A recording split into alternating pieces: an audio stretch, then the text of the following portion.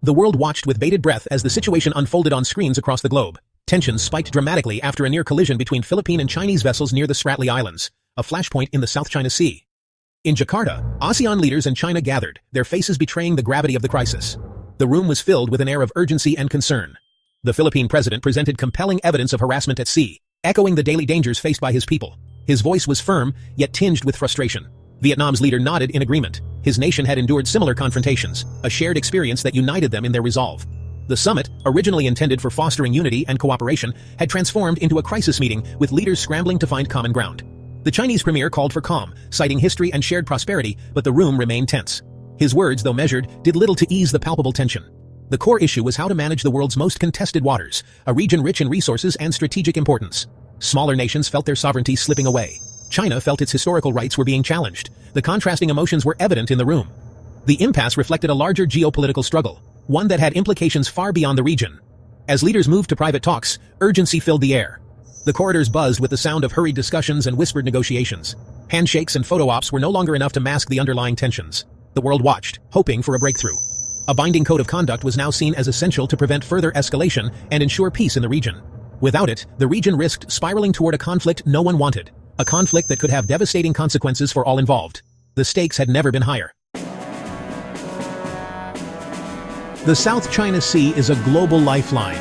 Its waters are among the most important and contested on the planet.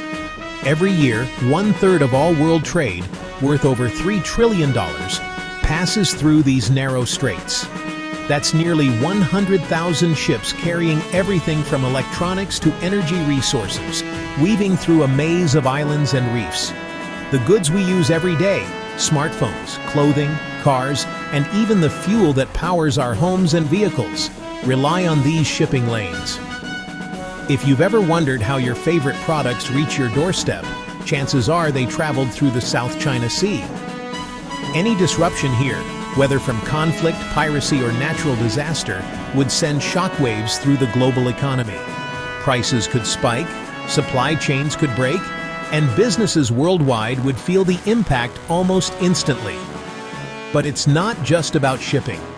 Beneath the waves lie vast reserves of oil and natural gas, resources that are fiercely coveted by energy-hungry nations seeking to fuel their growth and ensure their energy security.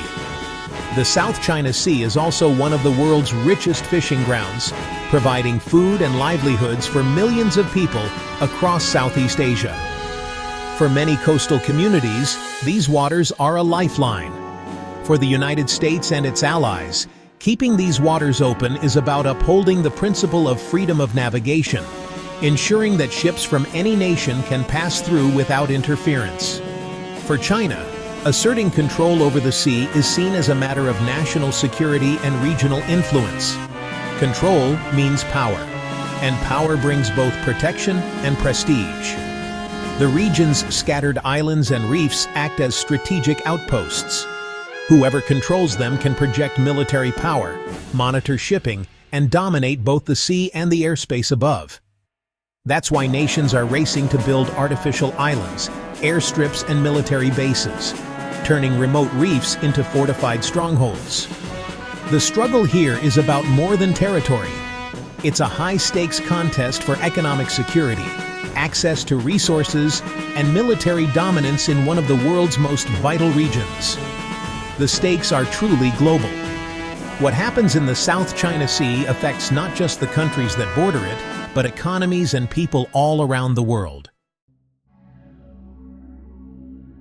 The South China Sea dispute is a tangled web of overlapping claims. China's 9-dash line covers nearly 90% of the sea, clashing with the EEZs of Vietnam, the Philippines, Malaysia, Brunei, and Taiwan. Each nation cites history and law to justify its claims, fueling nationalism and making compromise difficult. Everyday activities, fishing, oil exploration, can spark international incidents. Without clear boundaries, friction and uncertainty are constant.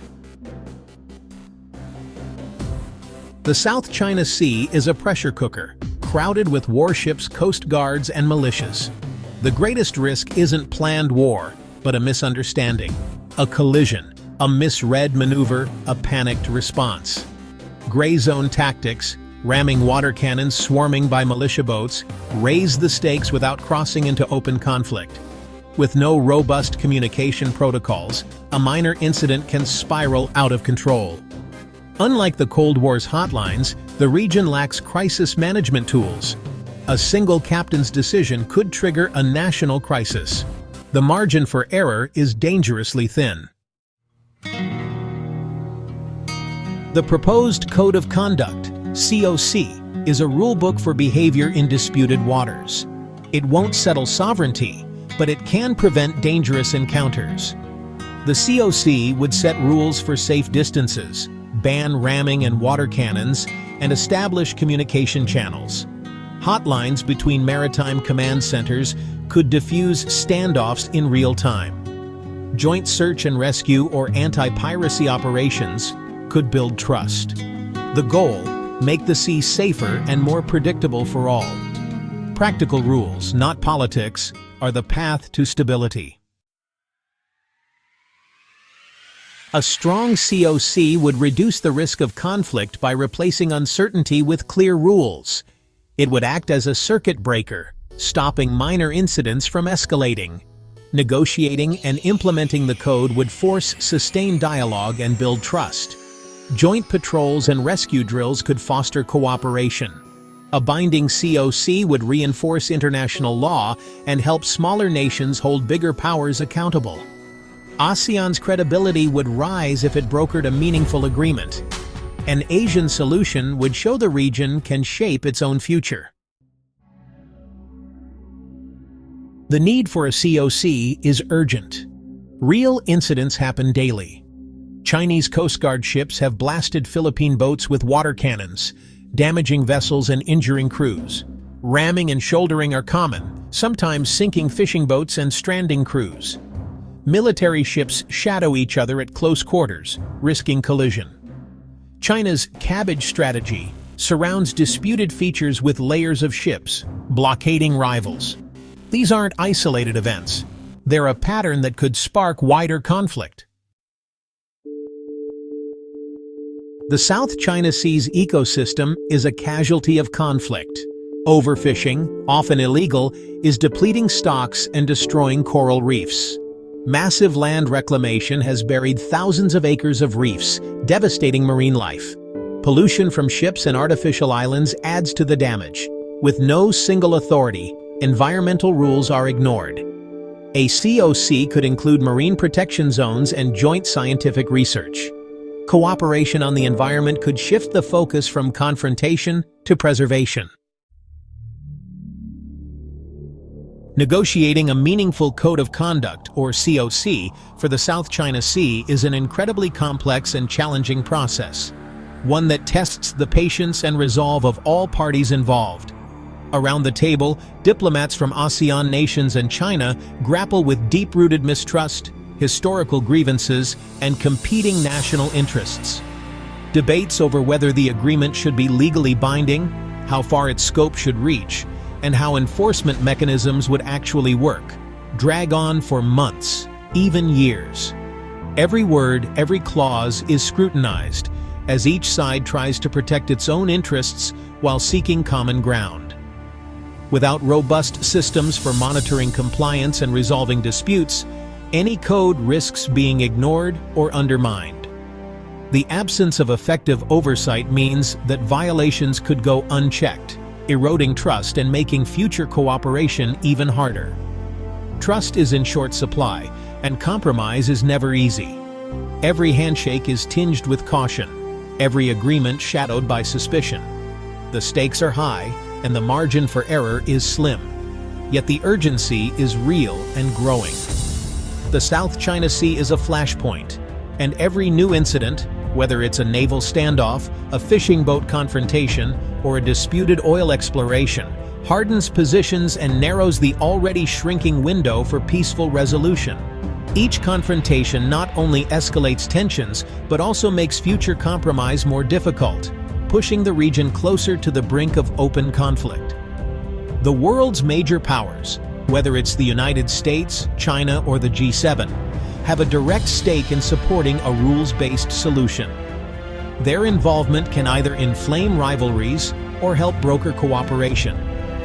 The choice facing the region and the world is stark: continued conflict and rivalry, or a future built on cooperation, shared rules, and mutual respect. Joint exercises and dialogue can build confidence, but only if all sides are willing to commit. A binding COC remains the best hope for lasting peace, regional stability, and the protection of vital marine environments. It's a chance to safeguard not just national interests, but the shared future of millions who depend on these waters.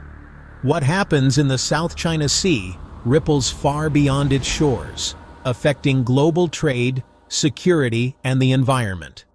The world is watching, and the consequences of failure would be felt everywhere. In this high-stakes arena, diplomacy isn't just an option. It's a global imperative, essential for peace, prosperity, and a stable international order.